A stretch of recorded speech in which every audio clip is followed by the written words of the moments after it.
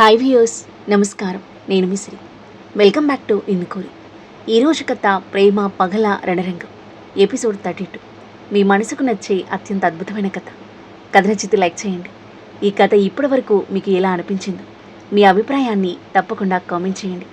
ఇక కథలోకి వెళ్తే, దేవా శంకర్ అండ్ గ్యాంగ్లా కథ ముగించేసి కార్ దగ్గరికి వెళ్తుండగా సడన్గా ఎక్కడి నుండో ఒక బుల్లెట్ దూసుకొచ్చి అతని భుజంలోకి చొచ్చుకుపోయింది. అతను రెస్పాండ్ అయ్యేలోపు మరో బుల్లెట్ అతని భుజం కింద తగిలింది. ఊహించని ఆ దాడికి ఇమ్రాన్, వినయ్ ఒక్కసారిగా నిశ్చేష్టుడయ్యారు. దేవా రక్తం చెందుతున్న భుజాన్ని పట్టుకుని మోకాళ్లపై కూలబడ్డాడు. వినయ్, ఇమ్రాన్ దేవాను పట్టుకోబోతుండగా దేవ ఒక్కసారిగా వారిని పక్కకు తోసేసి కోపంగా గర్జించాడు. నా మొహం ఎందుకు చూస్తున్నారు?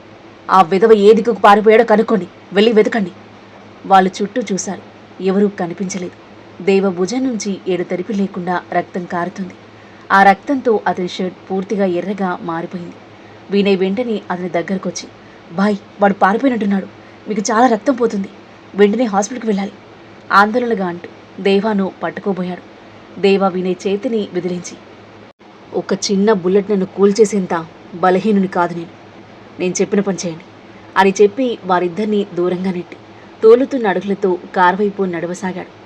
వినయ్, ఇమ్రాన్ ఒకరినొకరు నిస్సహాయంగా చూసుకున్నారు. దేవ పరిస్థితి క్షణక్షణానికి విషమిస్తుంది. కానీ అతను హాస్పిటల్కి వెళ్ళడానికి మాత్రం ఒప్పుకోవడం లేదు. వినయ్ ఇమ్రాన్ వైపు తిరిగి, ఇమ్రాన్, బాయ్ మన మాట వినే పరిస్థితులు లేరు, ఇలా వదిలేస్తే ప్రమాదం అని అన్నాడు. ఇమ్రాన్ ఆందోళనగా తల ఊపాడు. ఒక పని చేద్దాం, వెంటనే మిత్రబాయి కాల్ చేద్దాం. మనం ఇక్కడే ఉండి కూడా బాయ్కి ఇలా జరిగిందని మిత్రబాయికి తెలిస్తే మనల్ని వదిలిపెట్టాడు భయంగా అన్నాడు వినయ్. ఇమ్రాన్ లోతుగా ఊపిరి పీల్చుకుని, చెప్పకపోతే బాయ్ బతికే అవకాశం కూడా తగ్గిపోతుంది అని అంటూనే మిత్రకి కాల్ చేశాడు. గార్డెన్లో అటూ ఇటూ తిరుగుతూ ఉన్న మిత్ర ఇమ్రాన్ కాల్ చూడగానే టక్కున లిఫ్ట్ చేశాడు. ఎక్కడ చచ్చారా? ఫోన్ చేస్తే ఒకరు ఎత్తట్లేదు, బాయ్ కూడా ఎత్తట్లేదు. మీరు బాయ్తోనే ఉన్నారా? ఎక్కడున్నారు? శంకర్తో సెటిల్మెంట్కి వస్తే దేవాబాయిని ఎవరో కాల్చి పారిపోయారు బాయ్, 2 బుల్లెట్లు దిగాయి. ఆ మాట వినగానే మిత్ర గుండె ఒక క్షణం ఆగిపోయింది. ఏం మాట్లాడుతున్నావురా? బాయ్ని త్వరగా హాస్పిటల్కి తీసుకెళ్ళండి. ఏమైనా జరిగితే మీరు ప్రాణాలతో ఉండరు. నేను వెంటనే వస్తున్నాను, వెళ్ళండి అని ఫోన్ పెట్టేసి వేగంగా బయటికి పరిగెత్తి కార్ స్టార్ట్ చేసి కంప్లీట్ స్పీడ్తో డ్రైవ్ చేస్తున్నాడు. స్టీరింగ్పై ఉన్న అతని చేతులు వణుకుతున్నాయి. కళ్ళలో ఆగని కన్నీళ్లు. ఎదురుగా ఉన్న రోడ్డు కూడా మసకబారిపోతుంటే కన్నీళ్లు తుడుచుకుంటూ తీవ్రమైన వేగంతో వస్తున్నాడు. వినయ్, ఇమ్రాన్ దేవాను కారు వెనుక సీట్లో పడుకోబెట్టి హాస్పిటల్ వైపు వేగంగా కారును నడుపుతున్నారు. అంతలో దేవ కళ్ళను నెమ్మదిగా తెరిచి, నేను చెప్పిన చోటుకి కారు తీసుకెళ్ళండి అని అన్నాడు గంభీరమైన స్వరంతో. ఆ మాట విని ఇమ్రాన్, వినయ్ ఒకరినొకరు చూసుకుని వెంటనే రియర్ వ్యూ మిర్రర్లో చూశారు. దేవ అదే కఠినమైన చూపుతూ వారిని చూస్తున్నాడు. బాయ్, మీకు బుల్లెట్ తగిలింది, ముందు హాస్పిటల్కి వెళ్ళాలి. దేవ చిన్నగా నవ్వాడు. వినయ్, నా రక్తం అంత చీప్ కాదు, నా పట్టుదల అంత బలహీనము కాదు. ఈ బుల్లెట్ నన్ను ఆపగలదని అనుకోకు. నా జీవితం అంతా బుల్లెట్ల మధ్య గడిచింది. వాటిని తట్టుకుంటూ నేను ఉక్కులా మారిపోయాను. ఇప్పుడు ఇవి నన్ను ఏం చేయలేవు. నేను ఈరోజు ముగించాల్సిన పని ఇంకోటి ఉంది. బాయ్, మిమ్మల్ని హాస్పిటల్కి తీసుకెళ్ళకపోతే మిత్రబాయ్ మమ్మల్ని అసలు వదిలిపెట్టారు. వినయ్ కంగారుగా అన్నాడు. నా మాట వినకపోతే నేను మాత్రం మిమ్మల్ని వదలను. మాట్లాడడానికి ఇబ్బంది పడుతున్నా అదే గంభీరమైన స్వరంతో అన్నాడు దేవ. అతని ఆజ్ఞని కాదనలేక వినయ్ ఇష్టం లేకపోయినా కారు రూటు మార్చి ఇమ్రాన్కి ఒక సిగ్నల్ ఇచ్చాడు. అది అర్థం చేసుకున్న ఇమ్రాన్,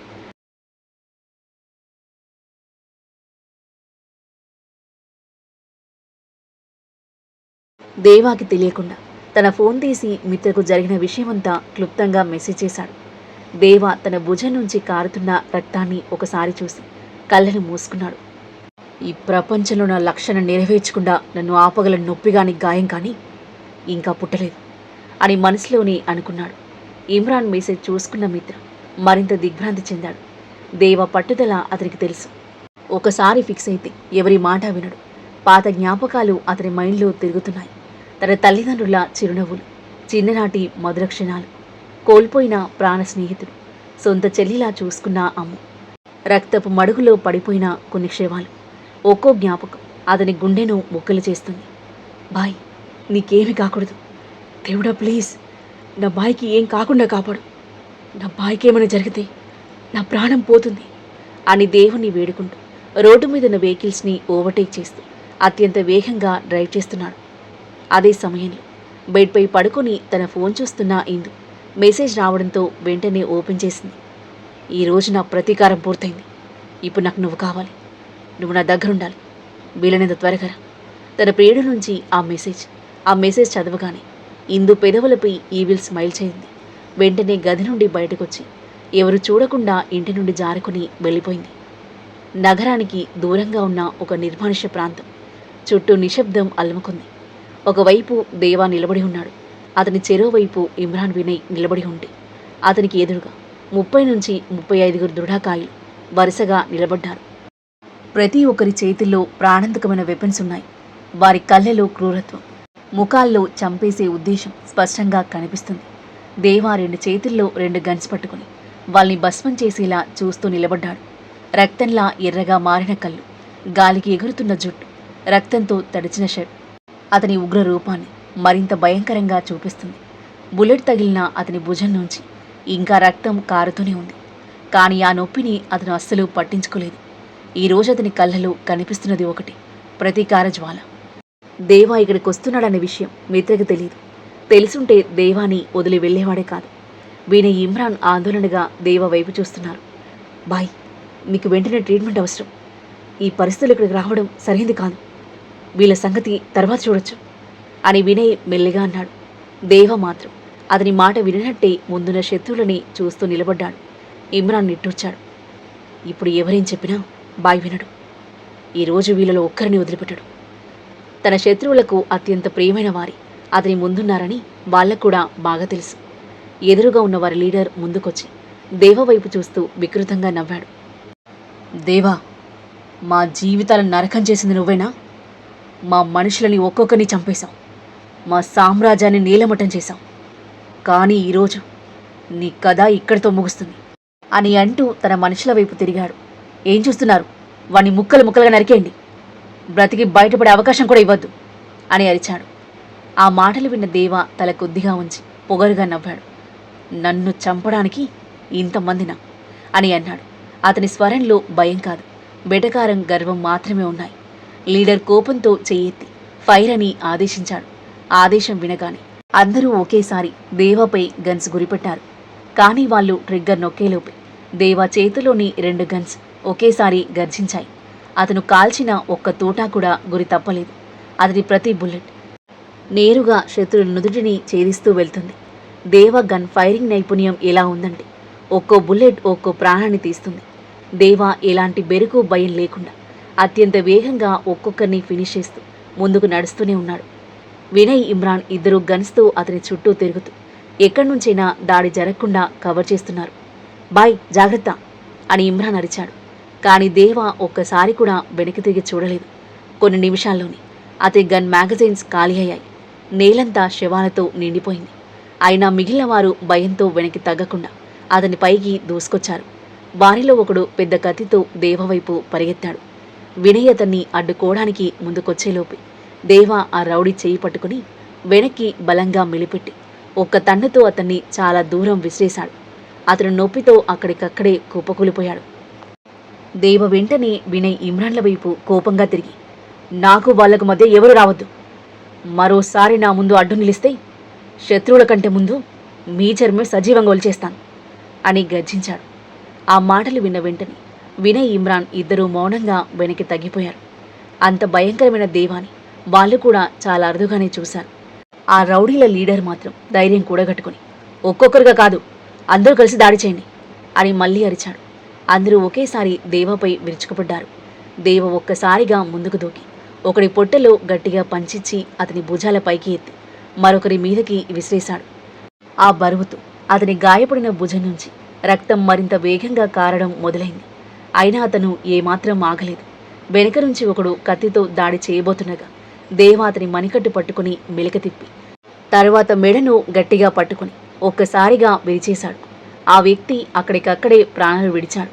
అతని చేతిలోని కత్తిని తీసుకున్న దేవ ఆ తర్వాత ఎదురొచ్చిన ప్రతి ఒక్కరిని నరుకుతూ నేల కూల్చడం మొదలుపెట్టాడు. ఆ క్షణంలో అతను మనిషిలా కాదు, రక్తం తాగే రాక్షసుడిలా ప్రతీకారం కోసం వచ్చిన యముడిలా కనిపిస్తున్నాడు. దేవ ఒక్క దెబ్బతో ఒకడి మెడను నరికేయగా రక్తం చిమ్మి అతని ముఖం బట్టలపై పడింది. అది చూసిన వారి లీడర్ గుండెల్లో మొదటిసారి భయం పుట్టింది. దేవ మాత్రం ఆ రక్తాన్ని కూడా పట్టించుకోలేదు. అప్పుడే వెనుక నుంచి ఇంకొకడు ఇనుపరాడుతో దేవ తలపై బలంగా కొట్టాడు. ఆ దెబ్బకు దేవ ముందుకు తూలాడు. ఇప్పుడు చచ్చాడు అని ఆ వ్యక్తి అనుకునేలోపు దేవ నెమ్మదిగా తల పైకెత్తాడు. అతని కళ్ళలో మండుతున్న ఆగ్రహాన్ని చూసి ఆ వ్యక్తి శరీరం మొత్తం వణికిపోయింది. నా వెనుక నుంచి దాడి చేసే ధైర్యం వచ్చిందా అని గర్జించిన దేవ తన చేతిలోని కత్తిని అడ్డంగా విసిరాడు. క్షణంలోని ఆ కత్తి అతని మొహాన్ని చీల్చుకుంటూ దూసుకుపోయింది. అది చూసి వినయ్, ఇమ్రాన్ కూడా నిశ్చేష్టులయ్యారు. ఈరోజు దేవ ఆగ్రహం ఏ స్థాయిలో ఉందో వారికి అర్థమైంది. కొన్ని నిమిషాల్లోనే ఆ ప్లేస్ మొత్తం శవాలతో నిండిపోయింది. చివరి శత్రువు లీడర్ కూడా నేలకూలాడు. కానీ దేవ పరిస్థితి మాత్రం వేగంగా క్షీణిస్తుంది. అతని శరీరమంతా గాయాలతో నిండిపోయింది. ఎక్కువ రక్తస్రావం కారణంగా అతని శక్తి నెమ్మదిగా తగ్గిపోతుంది. మెల్లిగా కదిలి అక్కడే ఉన్న ఒక పెద్ద బండరాయిపై కూర్చున్నాడు. చేతిలోని కత్తిని నేలపై ఆనించి దానిపైనే తలను వాల్చుకుని కళ్ళు మూసుకుని అలసట తీర్చుకుంటున్నాడు. వినయ్ అతని దగ్గరికి రావడానికి ప్రయత్నించగా దేవ చెయ్యెత్తి అతని ఆపేశాడు. వద్దు అంతే అన్నాడు. వినయ్, ఇమ్రాన్ ఇద్దరు ఆందోళనగా ఒకరినొకరు చూసుకుంటూ మిత్ర ఎప్పుడొస్తాడా అని ఎదురు చూడసాగారు. అప్పుడే దూరంలో ఒక కారు హెడ్లైట్స్ చీకటిని చీల్చుకుంటూ వారి వైపు రావడం కనిపించింది. దాన్ని చూసిన వినయ్, ఇమ్రాన్ ఊపిరి పీల్చుకున్నారు. అక్కడికి చేరుకున్న మిత్ర కారు పూర్తిగా ఆగకముందే బయటికి దూకి దేవ ఉన్న లొకేషన్ వైపు పరిగెత్తాడు. తొందరలో తడబడి కింద పడిన వెంటనే లేచి మళ్లీ పరిగెత్తాడు. ఆ క్షణంలో అతనికి చుట్టూ ఏమీ కనిపించడం లేదు. దేవ పరిస్థితి ఎలా ఉందోనన్న భయాందోళనలతో అతని గుండె కొట్టుమిట్టాడుతుంది. కొన్ని క్షణాల తర్వాత ఆ ప్లేస్కి చేరుకున్నాడు. అక్కడ కనిపించిన భయానక దృశ్యం చూసి అతని అడుగులు అక్కడికక్కడే ఆగిపోయాయి. శరీరం ఒక్కసారిగా వణికిపోయింది. చుట్టూ ఎటు చూసినా శవాలే. ప్రతి శవం అత్యంత దారుణంగా నరికివేయబడింది. వారి మొహాలు కూడా గుర్తుపట్టలేని స్థితిలో ఉన్నాయి. చీకటితో నిండిన ఆ రాత్రి, నిర్మానుష్యమైన రహదారి, ఆ శవాల మధ్య వీస్తున్న చల్లని గాలి, ఆ దృశ్యం చూస్తే ఎవరి గుండైనా ఒక్క క్షణం ఆగిపోతుంది. ఆ శవాల మధ్యలో ఒక పెద్ద బండరాయిపై కూర్చుని ఉన్నాడు దేవ. అతని చేతిలో పూర్తిగా రక్తంతో తడిసిపోయిన కత్తి ఉంది. అతని చూపు మాత్రం ఇంకా ఎదురుగా ఉన్న శవాలపైనే నిలిచిపోయింది. అతని బట్టలు, చేతులు, ముఖం అన్నీ రక్తంతో తడిసిపోయాయి. కోపం, ద్వేషం, ప్రతీకారం, ఆ మూడు భావాలే ఇంకా అతని ఎర్రబడిన కళ్ళలో కనిపిస్తున్నాయి. భుజానికి తగిలిన బుల్లెట్ గాయం నుంచి రక్తం ఇంకా కారుతూనే ఉంది. తలపై కూడా గాయాలున్నాయి. శరీరమంతా పోరాటం చేసిన గాయాలు. ఎక్కువ రక్తం పోవడం వల్ల అతని కళ్ళ ముందు చీకట్లు కమ్ముకోవడం మొదలైంది. ఆ శవాల పరిస్థితి చూసి కళ్ళను తిప్పుకున్న మిత్ర దేవ వైపు చూసిన క్షణంలో అతని కళ్ళలోని కన్నీళ్లు అదుపు తప్పాయి. గుండె వణికిపోయింది.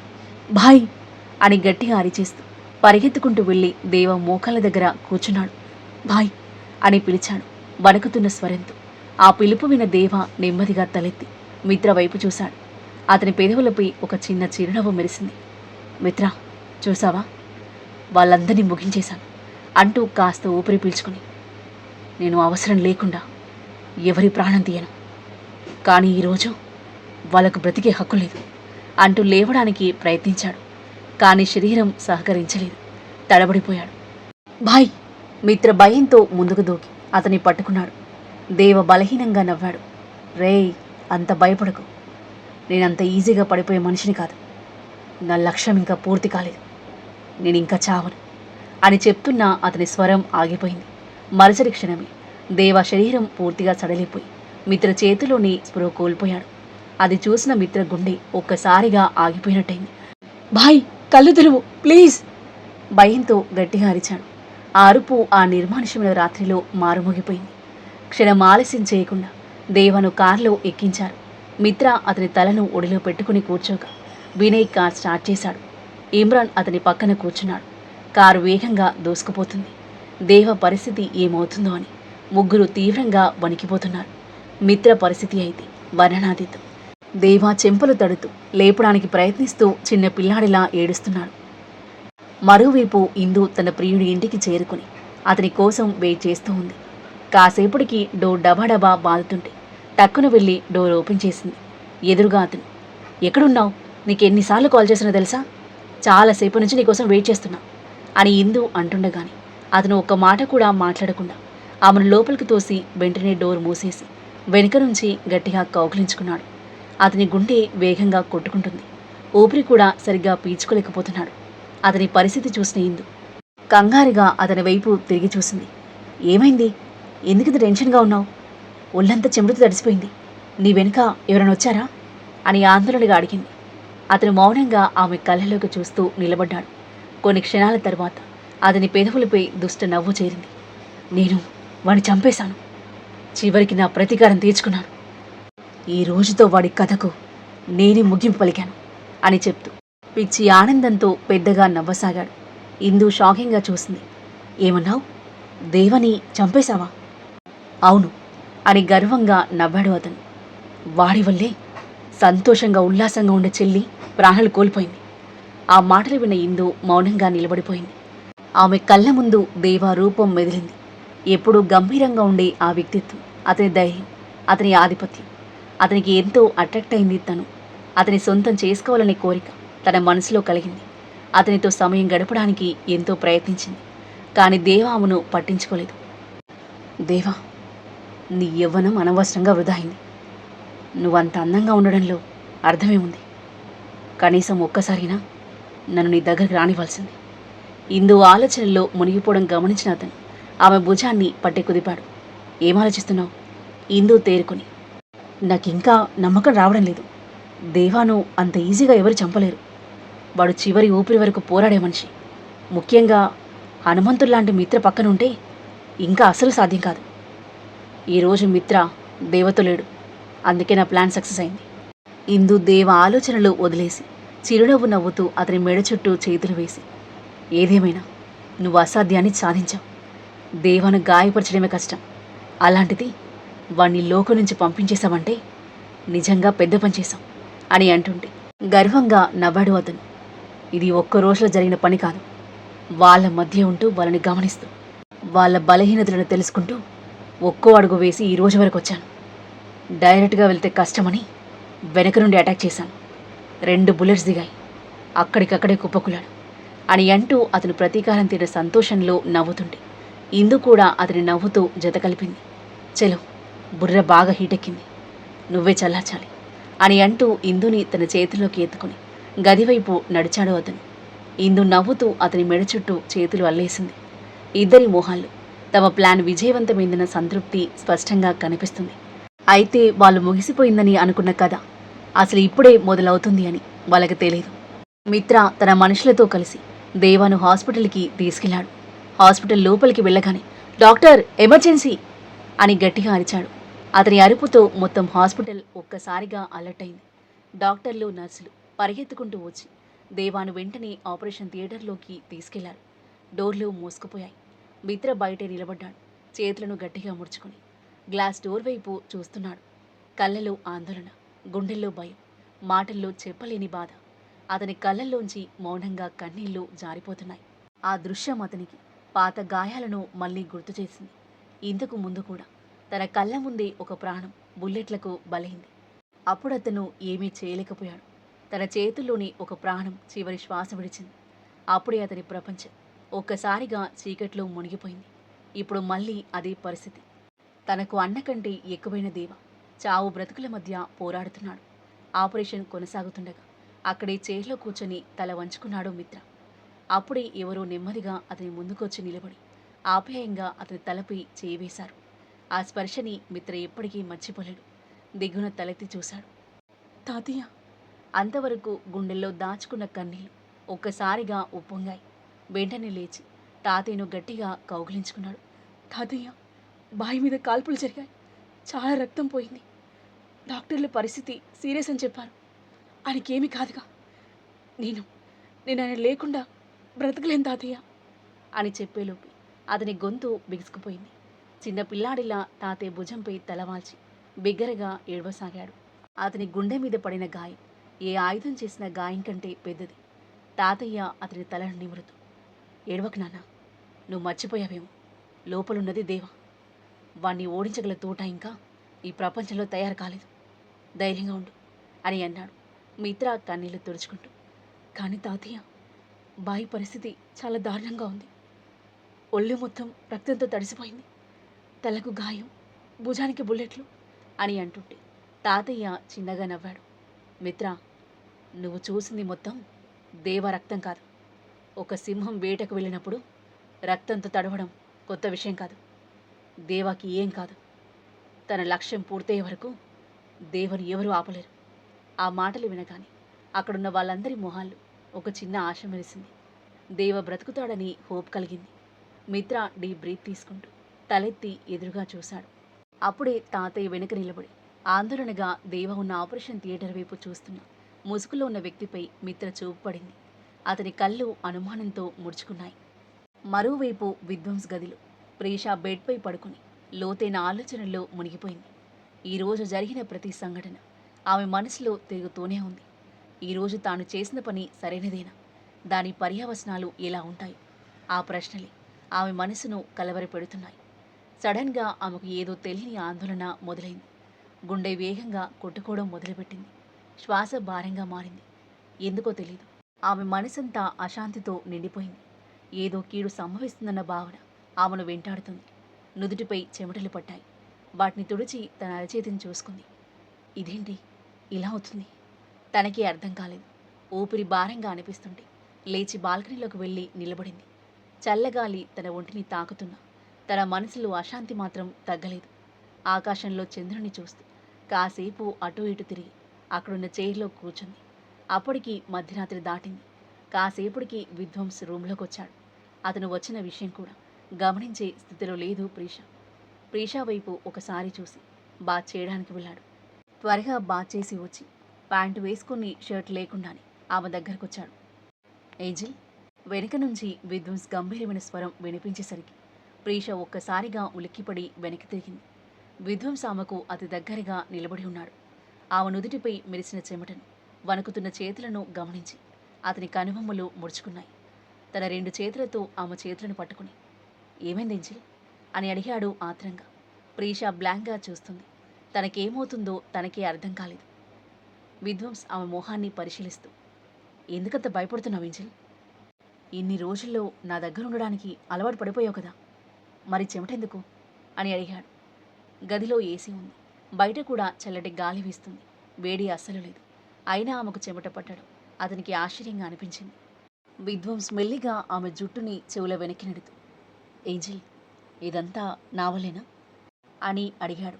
అయోమయంగా అతని వైపు చూసిన ప్రీష ఆమె చూపు విధ్వంస్ ఛాతిపై పడగానే టక్కున మొహాన్ని తిప్పుకుంది.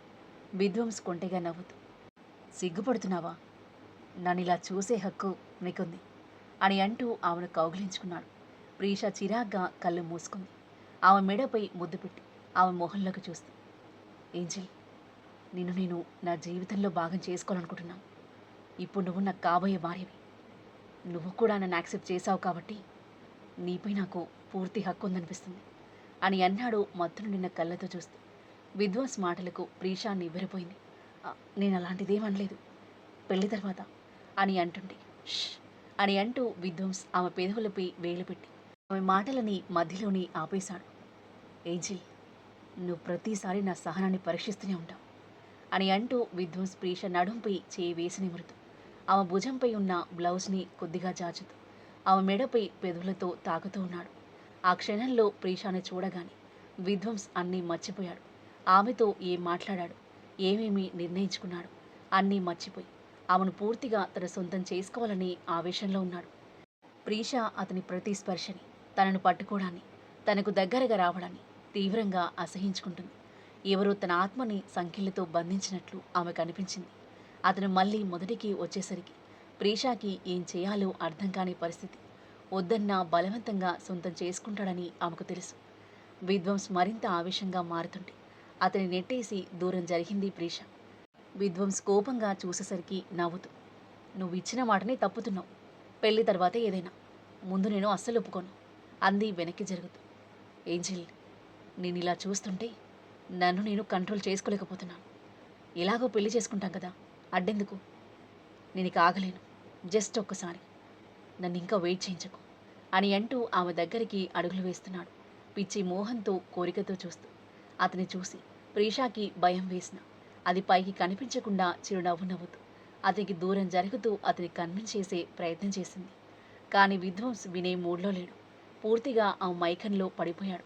ఒక్కసారిగా వేగం పెంచి ప్రీష దగ్గరికి అడుగులు వేసి తన వెనుక నుండి పట్టేసుకుని ఆమె వీపు మీద పెదవులు కదుపుతూ ఆమె నడుంని ఇష్టం వచ్చినట్టు నొక్కేస్తున్నాడు. బెదిరిపోయింది ప్రీష. కళ్ళు గట్టిగా మూసుకుని పిడికిలి బిగించి వేదాంత్ని తలుచుకుంటుంది. తన జీవితంలో భాగం చేసుకోవాలనుకున్న వ్యక్తి, తన హృదయంలో స్థానం ఇచ్చినవాడు. అతను తప్ప మరెవరి స్పర్శని తాను భరించలేనని ఆమె మనసు రోధిస్తుంది. ఇద్దరూ తమ మనసులోని భావాలని ఒకరికొకరు డైరెక్ట్గా ఎక్స్ప్రెస్ చేసుకోకపోయినా ఒకరి సాంగత్యంలో మరొకరు గడిపిన ప్రతి క్షణం ఒకరి మనసును మరొకరు అర్థం చేసుకునేంత దగ్గర చేసింది. వేదాంత్పై తనకున్న ఫీలింగ్స్ మరింత బలపడిన తర్వాత విధ్వంస్ స్పర్శ ఆమెకు మరింత అసహ్యంగా అనిపిస్తుంది. ఒకప్పుడు భయపడిన ఆమె ఇప్పుడు తన ఆత్మగౌరవాన్ని, ధైర్యాన్ని తిరిగి సంపాదించుకుంది. కానీ విధ్వంస్ చేసే ప్రతి చర్య, ప్రతి స్పర్శ తను వేదానికి మరింత దూరం చేస్తున్నట్టే ఆమెకు అనిపిస్తుంది. ఒక ప్రాణం లేని బొమ్మలా నిలబడి ఉంది. ఆమెలో ఆందోళన, భయం ప్రతి క్షణం పెరుగుతూనే ఉన్నాయి. విధ్వంస్ ఆమెను తన వైపుకు తిప్పుకొని క్షణం పాటు ఆమె మొహంలోకి ఒకసారి ప్రేమగా చూసి ఒక్కసారిగా తన చేతుల్లోకి ఎత్తుకొని గదిలోకి తీసుకెళ్లి బెడ్పై పడుకోబెట్టాడు. ప్రీష గుండె దడదడలాడుతుంది. విధ్వంస్ ఆమెను పైనుండి కిందకి ఒకసారి చూసి ఆమె మీదకు చేరి ఆవేశంగా ఆమె కొంగు తీసేసి మెడ వంపుల్లో పెదవుల దాడి చేస్తున్నాడు. అతని చేతులు ఆమె నడుముని విచక్షణ రహితంగా నొక్కుతున్నాయి. విధ్వంస్ ప్రతి స్పర్శ ఆమెకు అసహ్యంగా అనిపిస్తుంది. ఎవరో తన గొంతుని గట్టిగా పట్టుకున్నట్టుగా, ఊపిరాడినట్టుగా అనిపిస్తుంది ప్రీషాకి. అతని నెట్టేయడానికి ట్రై చేస్తే తను నాటకం ఆడిందని అతనికి అర్థమవుతుంది. నెట్టేసిన ఆమె బలం అతని ముందు ఏమాత్రం పనిచేయదు అని, తనను ఎలాగైనా అతని సొంతం చేసుకుంటాడని ఆమెకు తెలుసు. ఏం చేయాలో అర్థం కాక ఉక్కిరిబిక్కిరి అవుతుంది. వేదాంత్, నువ్వెక్కడున్నావు? నీకు తప్ప నేను ఇంకెవరికి చెందాలనుకోవడం లేదు. ఈ రాక్షసుని ఆపు, లేకపోతే నీకు మళ్ళీ ఈ ప్రీష కనిపించదు. ఆమె కళ్ళ నుండి కన్నీటి చుక్కలు జారాయి. విధ్వంస్ మొహాన్ని పైకెత్తి ఆమె మొహంలోకి చూస్తూ ఆమె ఎర్రని పెదవులపై తన చూపు నిలిపాడు. ఆ చూపుకే ప్రీష వణికిపోయి బెడ్షీట్ను గట్టిగా పట్టుకుంది. విధ్వంస్ ఆమెను ముద్దు పెట్టుకోవడానికి ఆమె పెదవుల దగ్గరికి వంగుతుంటే ఆ క్షణం తన ఆత్మ శరీరాన్ని విడిచిపోతున్నట్టుగా, తన జీవితమంతా చేజారిపోతున్నట్టుగా, తన మనసులో ఉన్న వేదాంత్ నీలికల రూపం మసకబారుతున్నట్టుగా అనిపిస్తుంది ప్రీషాకి. విధ్వంస్, ప్లీజ్ వద్దు అంటూ పెదవులు లోపలికి బిగబట్టి మొహం పక్కకి వాల్చేసింది. ఏంజిల్, నన్ను ఇంకా ఊరించి పిచ్చివాణి చేయకు. ఈరోజు నిన్ను నా సొంతం చేసుకుని తీరుతాను అని అంటూ ఆమె మొహాన్ని తన వైపు తిప్పుకొని ఆమె పెదవులని వేలితో తడుముతూ ముద్దు పెట్టుకోవడానికి వంగాడు. ఆ తరువాత ఏం జరగబోతుంది? విధ్వంస్ హద్దులు దాటుతాడా? ప్రీష తనని తాను కాపాడుకుంటుందా? లేదా శేషు వస్తాడా? లేదంటే చీఫ్ వస్తాడా? హాస్పిటల్లో ప్రాణాలతో కొట్టుమిట్టాడుతున్న దేవ పరిస్థితి ఏమవుతుంది? అతను ప్రాణాలతో బయటపడతాడా? దేవ పరిస్థితి తెలిసి ప్రీష, విధ్వంస్, నాగవల్లితో పాటు ఇందు వాళ్ళు ఎలా రియాక్ట్ అవుతారు? హీరో గురించి మీకు ముందు ముందు ఎపిసోడ్స్లో కంప్లీట్ క్లారిటీ వస్తుంది. ప్రతి ఎపిసోడ్ చాలా ఎక్సైటింగ్గా ఉంటుంది. ఒక్క ఎపిసోడ్ కూడా మిస్ అవ్వకుండా వినండి. అప్పుడే మీకు పూర్తిగా అర్థమవుతుంది. అద్భుతమైన కథనంతో ఊహ కందని మలుపులతో ఎంతో ఆసక్తికరంగా సాగి ఈ కథ నెక్స్ట్ ఎపిసోడ్ కోసం మన నెక్స్ట్ వీడియో చూడండి. కథ నచ్చితే లైక్ చేయండి. మరిన్ని ఇలాంటి ఇంట్రెస్టింగ్ స్టోరీస్ కోసం మన ఛానల్ని సబ్స్క్రైబ్ చేయండి. Thank you for listening.